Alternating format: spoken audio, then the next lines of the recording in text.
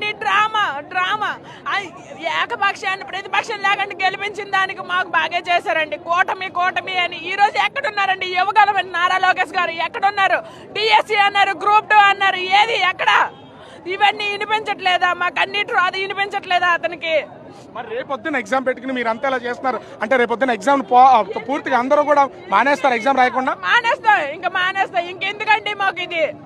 రాసిన లేని అవకాశం లేనిది వాళ్ళు గవర్నమెంట్ కి బెనిఫిట్ అవ్వాలని ఈ నోటిఫికేషన్ ఏదో కోర్టు ద్వారా అది ఇది చేసి ఎగ్జామ్ పెట్టేసి ఈ 900 పోస్టులతో మళ్ళీ వాళ్ళు ఎగ్జామ్ వాళ్ళు గవర్నమెంట్ లో ఏదో మేము కల్పించామన్నట్టు చూపించడం కోసం ఇదంతానండి.